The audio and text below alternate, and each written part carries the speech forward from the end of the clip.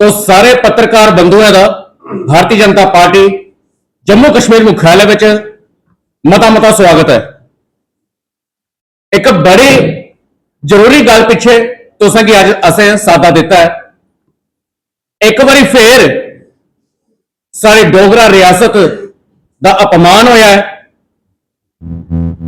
और करने वाला कोई नवा बंदा नहीं, उहे जिन्हें दशके तक किया है। अज भी उनकी भुख जी नहीं मिटी है। अज ये विस्तार करना गल करने सारे विच ने डॉक्टर अभिजीत सिंह जसरोटिया सारे प्रदेश के प्रवक्ता, उनके कन्नै सारे वरिष्ठ नेता सुरेंद्र गिल्ली जी। मैं अज का मुख्य विषय विस्तार रखने अभिजीत जी आगे दरख्वास्त करूंगा। अभिजीत जी, बहुत बहुत धन्यवाद आपका डॉक्टर साहब, और गिली जी भी मेरे साथ इस प्रेस कॉन्फ्रेंस में रहेंगे। देखिए दोस्तों, विषय बड़ा गंभीर है और विषय गंभीर इसीलिए है कि फिर से मेरे जम्मू का अपमान हुआ है, फिर से मेरे डोगरों का अपमान हुआ है, फिर से मेरे महाराजाओं का अपमान किया गया। और ये अपमान हम कब तक सहेंगे, बस मैं ये जानना चाहता हूं। मैं उमर सरकार से और उमर सरकार के साथ जो जम्मू के 3 जयचंद हैं, इनसे भी पूछना चाहता हूं कि यार तुम्हारा पेट नहीं भरता हमारे महाराजाओं का अपमान कर कर कर, कितना और अपमान करोगे। और मुझे समझ नहीं आता कि क्या उमर साहब की पार्टी और नेशनल कॉन्फ्रेंस को क्या मेरे महाराजा से उनको क्या तकलीफ है, ऐसा क्या बिगाड़ा है मेरे महाराजा साहब ने, मेरे राजाओं ने उमर साहब का, जरा ये तो बता दो। इतना ज्यादा आपके अंदर जहर है मेरे महाराजाओं को लेकर। और मैं बताना चाहता हूं कि जो इन्होंने 2 दिन पहले यहां पर एक जलसा किया, और जिस पार्क में जलसा किया वो हमारे महाराजा हरि सिंह जी के नाम पर है, जिसके इन्विटेशन के ऊपर उन्होंने हरि सिंह लिखा। सिर्फ वो कोई आम आदमी नहीं है मोहब्बर साहब, कोई राष्ट्र इंसान नहीं है जिसके आगे आपने महाराजा नहीं लगाया। और यही नहीं, जम्मू के जयचंद में भी जब उसका नाम लिया है तो उसके आगे महाराजा नहीं लगाया। महाराजा साहब हमारे लिए पूजनीय है। हमारे वेद शास्त्र भी उठाकर देखोगे तो राजा को हमेशा भगवान का हमने ओहदा दिया है। हमारे महाराजा का अपमान किसी भगवान के अपमान से कम नहीं है। मैं किसी ब्लास्फेमी से कम नहीं समझता हूं जो लोग आप करते हो। और क्या है उमर साहब, इतना क्या है आपको मेरे महाराजा, मेरे महाराजा ने आपका, मेरे राजाओं ने आपका बिगाड़ा क्या है, ये तो बता दो। क्या आपको पता है कि अगर महाराजा गुलाब सिंह अगर लाखों नानकशाही देकर जम्मू कश्मीर रियासत ना लेते तो आज हम सबके सब और आप भी उमर साहब उन अंग्रेजों के गुलाम होते। ये शेख साहब इतने बड़े लीडर न बनकर किसी अंग्रेज के यहां पर नौकरी कर रहे होते। ये फारूक साहब बार बार मुख्यमंत्री ना होकर शायद पेशावर के अब्दुल कादिर की तरह यहां पर खानसमा होते किसी अंग्रेज के यहां पर। और उमर साहब आप भी शायद किसी अंग्रेज परिवार के बच्चों को सुबह स्कूल छोड़ने जाते और शाम को लेने जाते। ये मेरे महाराजाओं ने रियासत आपको लाकर दी थी, इस कारण आपने भी यहां पर राजयोग भोगा है। पिछले 10, 20, 30 नहीं 60-70 साल से आपने राजयोग भोगा।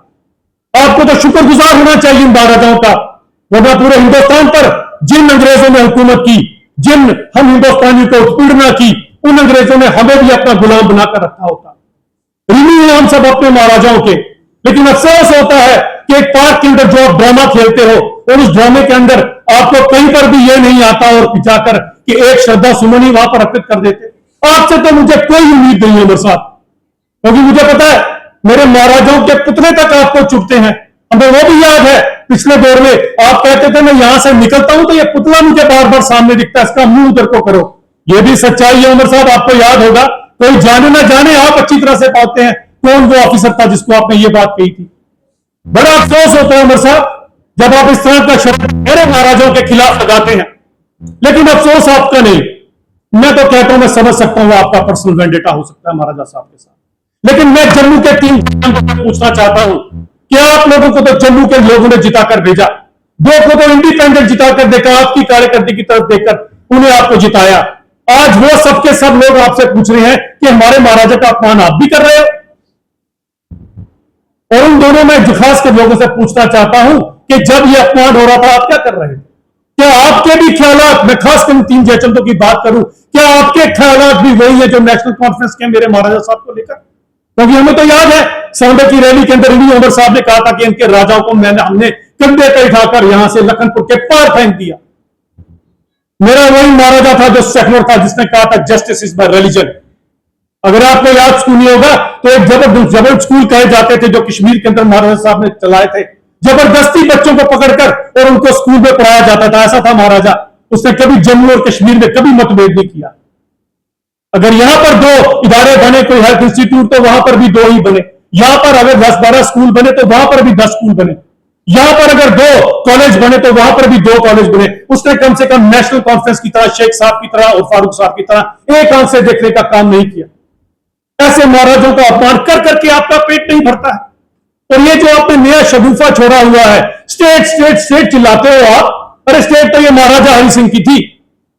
अगर महाराजा हरि सिंह हिंदुस्तान के साथ विलय ना करते तो शायद हम भी बेचारे हमारे भाई पीओ जेके वालों की तरह 500 रुपए किलो आटा की लाइन में लगे होते या पेट्रोल हमें नसीब था।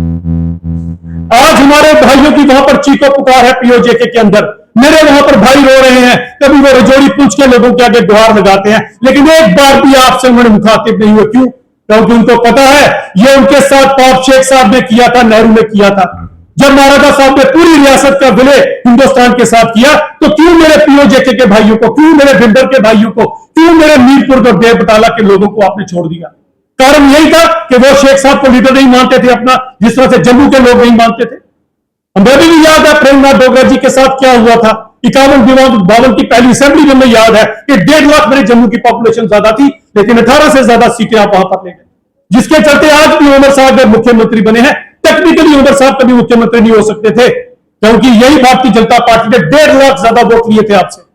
लेकिन आपने किया है वो लम्हों की खता हुई है उस समय, इसीलिए अभी तक हम सजा पा रहे हैं। आपको जम्मू का थोड़ा भी दुख नहीं है। और एक बात मैं जरूर कहना चाहूंगा, खासकर उन सब लोगों को जो गलती से भी उस महाराजा हरि सिंह जी के पार्क में आ गए थे। मुझे उन बुजुर्ग महिलाओं का पता है, बेचारियों का, उनको तो पता भी नहीं था कि जलसा किसका है। उन्हें बरगला कर आप वहां ले आए। लेकिन मैं रजौरी पुलिस से बातें धोना चाहता हूं, इन महाराजा साहब ने आपके साथ भी वही न्याय किया जो बाकी लोगों के साथ किया। लेकिन क्या इस नेशनल कॉन्फ्रेंस ने आपके साथ न्याय किया? मात्र 2 फैक्ट्रियां करती थी आपके, एक रजौरी में हुआ करती थी, एक सुंदर बनी में हुआ करती थी। कहां गई? हजारों लोगों को रोजगार मिलता था। आज तक रजौरी पूछ के लोगों के साथ इस नेशनल कॉन्फ्रेंस ने कब इंसाफ किया? मुझे ये बता दीजिए।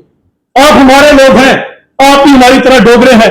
मैं डोगरा जब भी वर्ड यूज करता हूं, मेरे लिए डोगरा मुसलमान, डोगरा हिंदू, डोगरा सिख, डोगरा ईसाई एक बराबर है।